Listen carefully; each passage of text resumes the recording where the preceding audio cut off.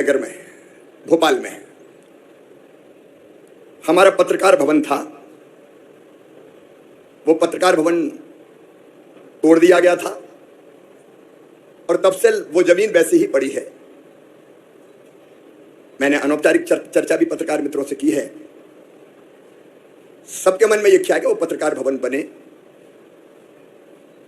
वो पत्रकार भवन बने, लेकिन उसको नया स्वरूप देने का संकल्प मन में आया है। हम उसको बनाएंगे भी भवन और स्टेट मीडिया सेंटर का वो स्वरूप ले ले, जहां पत्रकार वार्ता और अन्य गतिविधियों के लिए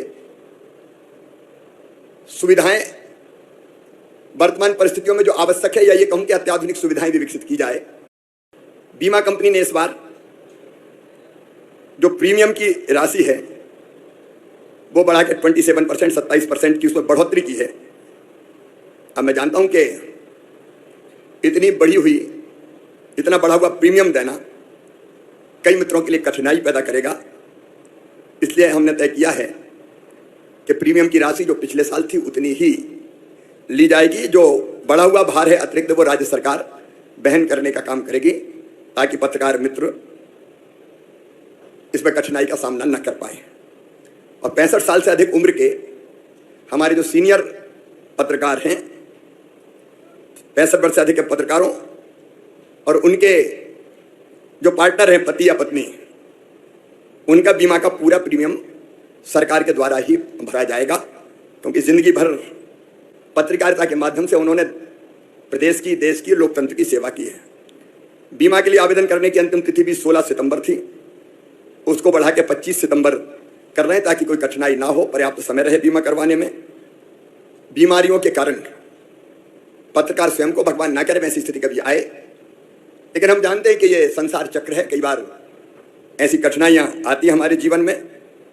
तो पत्रकारों को स्वयं और उनके आश्रितों के उपचार के लिए सामान्य बीमारियों में अभी तक आर्थिक सहायता का प्रावधान 20,000 था, उसको बढ़ा के हम लोग, क्योंकि आवश्यकता बढ़ गई है, इलाज में भी कई बार ज़्यादा पैसे खर्च करने पड़ते हैं, तो 20,000 से बढ़ा के उसको 40,000 रुपये हम कर रहे हैं। और गंभीर बीमारियों के लिए 50,000 से बढ़ा के इसको सीधे 1 लाख रुपया किया जाएगा। लेकिन और भी कोई जरूरत होगी तो सरकार ध्यान रखेगी। बीमा कंपनी ने इस बार हमारे वरिष्ठ और बुजुर्ग पत्रकारों को प्रतिमाह सम्मान निधि अब तक 10,000 दी जाती थी, उसको भी बढ़ा के 20,000 रुपया किया जा रहा है, ताकि जो वरिष्ठ पत्रकार हैं उनको तकलीफ ना हो। सम्मान निधि प्राप्त करने वाले, भगवान ना करे, लेकिन हम जानते हैं कि ऐसा होता ही है कि पत्रकार का अगर स्वर्गवास हो जाए तो उनके परिवार को, उनकी पत्नी को 8 लाख रुपए की सहायता की राशि एक मुश्त देने का प्रावधान कर रहे हैं।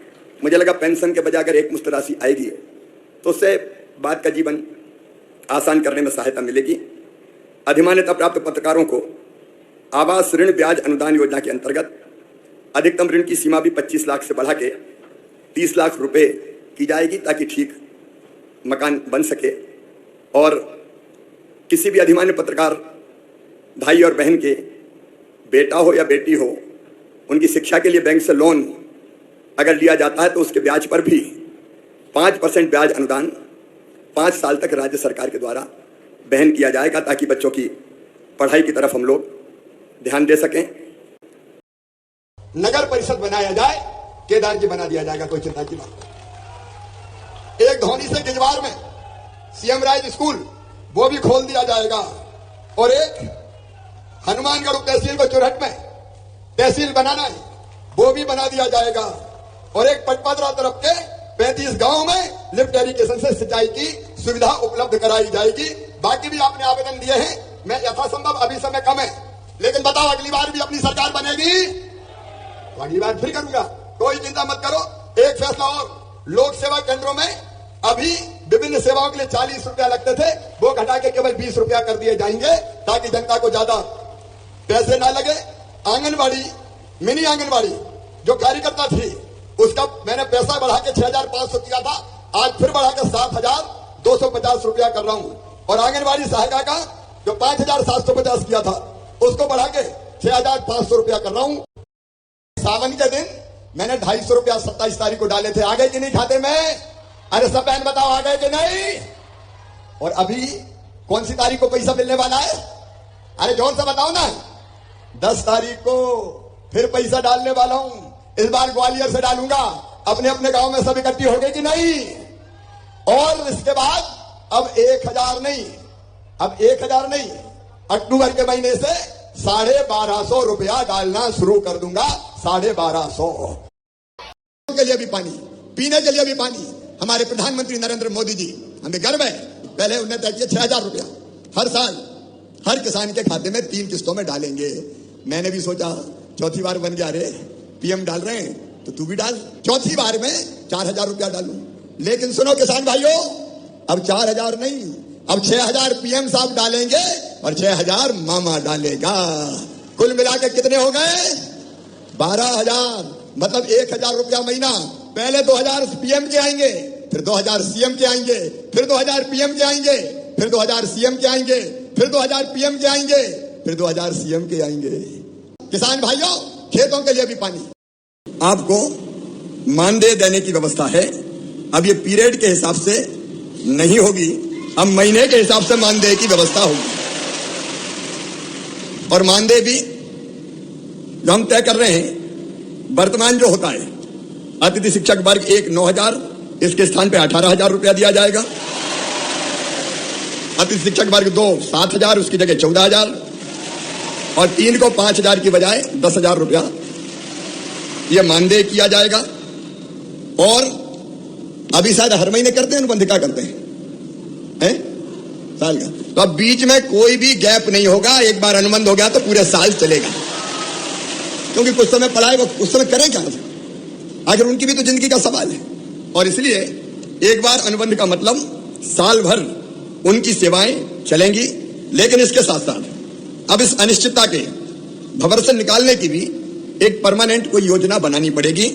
और इसलिए हम एक शिक्षकों की भर्ती में, अभी तक अतिथि शिक्षकों को केवल 25% का आरक्षण था, अब 50% बढ़ा के किया जाएगा। क्योंकि जो पढ़ा रहे हैं, जो अनुभवी है, वर्षों का व्यवहारिक ज्ञान जिनको है, अगर वो भर्ती होंगे तो मैं समझता हूं कि वो बेहतर ढंग से बच्चों को पढ़ा सकेंगे, बेहतर ढंग से बच्चों को पढ़ा सकेंगे। और यह व्यवस्था अगली भर्ती से ही जैसे होती है तत्काल हम लागू करने का काम करेंगे। और अतिथि शिक्षकों को उच्च शिक्षा विभाग के अनुसार प्रतिवर्ष 4 और अधिकतम 20 अंक बोनस के रूप में ये प्रदान किए जाएंगे, ताकि अधिकतम उनका चयन हो सके, उनका सिलेक्शन हो सके। आप पढ़ाने का काम कर रहे हैं, लेकिन पूरे मान और सम्मान के साथ पढ़ाएं। एक मैं यह भी तय कर दूंगा कि जैसे नियमित पढ़ाने वालों को वेतन मिलता है, अब चूंकि वेतन तय हो गया है, मानदेय तय हो गया है, इसलिए निश्चित महीने की 1 तारीख, 1 या 2 3 4 जो भी होती है, उसमें सबको मानदेय मिल जाए, भटकना ना पड़े, परेशान ना होना पड़े, ताकि इनके घर की गाड़ी भी चल सके, परिवार को भी ये ढंग से देखने का काम कर सके। और एक मैं गुरुजियों की तरह एक योजना बनाऊंगा कि जिसमें पात्रता परीक्षा लेके भी हम अतिथि शिक्षकों को नियमित करने की दिशा में आगे बढ़ सकें। जब गुरुजी के लिए किया है तो उनके लिए भी हम सोच सकते हैं। केवल जो आरटीए के अंतर, आपको पता है शिक्षा का जो कानून है आरटीई, उसके अंतर्गत डीएड बीएड वाली जो बाध्यताएं हैं वो हम रिलैक्स नहीं कर सकते, क्योंकि वो केंद्रीय कानून है।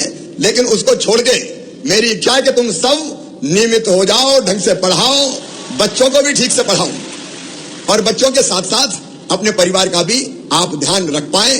अभी अलग अलग पीरियड के अनुसार आपको मानदेय देने की व्यवस्था है।